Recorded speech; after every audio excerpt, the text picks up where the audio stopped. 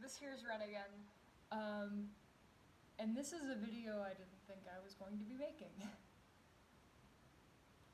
This is a new 3DS, not the XL, just the standard new 3DS. You guys probably know what this is. I know this isn't the type of video that I normally make. Anyway, I've been into DSi, Game Boy Advance, and Wii U homebrew for forever. Thought I would jump in with the 3DS about a month ago. I've had a pretty good experience with it. I was able to install custom firmware, the FBI launcher, the homebrew launcher, Luma 3DS, Checkpoint. I was able to back up my NAND and everything just in case shit really hit the fan, but nothing really did hit the fan, and things were fine. PlayStation 1 emulation is dog shit on the 3DS, regardless of the model. Don't let anybody tell you otherwise, because they're full of shit. SNES emulation on the 3DS is pretty bad, regardless of which version you have. Don't let anybody tell you anything else. It's dog shit. Game Boy Advance emulation, pretty shit. Genesis runs okay. Sounds not accurate, but it runs okay. So you can emulate like 3 consoles on it. Gold star. Not much of a point, but go for it. I've had a great time with Road Rash 2. That's been a really great game. It was on the Sega Genesis. Not gonna get too distracted. Anyway, let me fix that, make sure it keeps filming. Alright. This is about a little game called Xash3D. Now this is a open source Half-Life port that's been ported to the Vita, the 3DS, Xbox, just pretty much everything. And it's been a great platform. And I've seen so many videos of people talking about how Xash3DS is the shit, and that it's amazing, and that it runs kind of ass on the original 3DS, but it's good on the new 3DS. I mean, it runs good on the new 3DS, but that is the least of your concern with this application. So you go through all the hoops of installing it, of taking your Half-Life Valve folder and putting it on the putting it in the Xash3DS folder of your 3DS, getting that shit taken care of, deleting video.cfg, opengl.cfg, config.cfg, making sure everything's great, and then you launch it, and you think it's broken, because the menu doesn't respond to your input. Let me just open this up real quick, so I can show you guys what I'm talking about. Oh, we'll flash. Hey buddy, let's go back all the way down to Xash3DS. Okay, started loading. Regardless of if it works or not, you're going to be waiting about like 1.5 to 2 minutes for this to load. It's going off an SD card, so that's not anyone's fault. That's just kind of how it's going to be regardless. But yeah, I'll give it some time.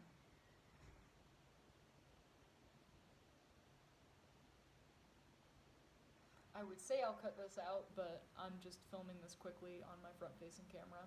So this is a zero effort video. This is my first take.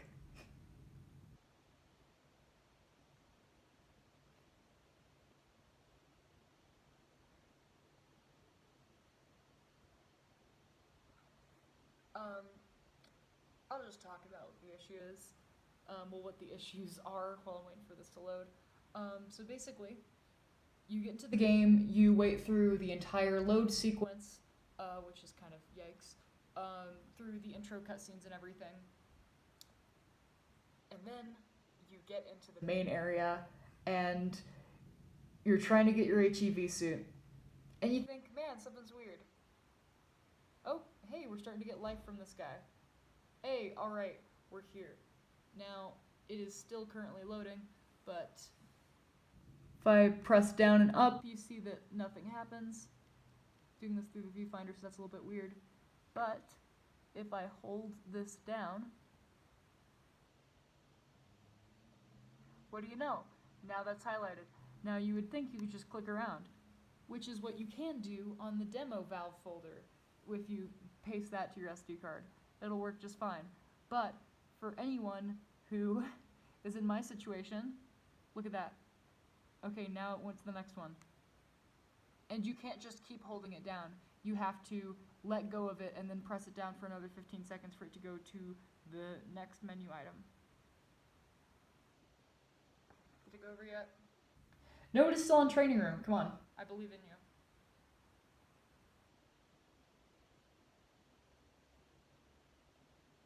Oh man, it's having more issues than it normally does.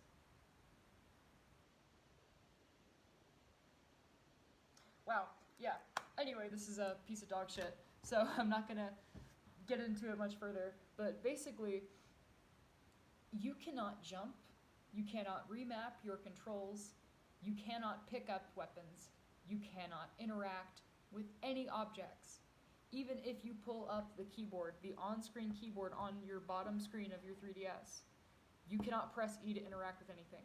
X, A, B, Y, nothing will work.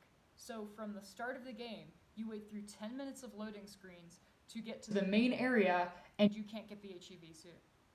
You can press your face right up against the glass and look at it, and you're just like, man, it would be great if I could get in there, but no matter what, you will not get into the HEV suit if you're in my situation.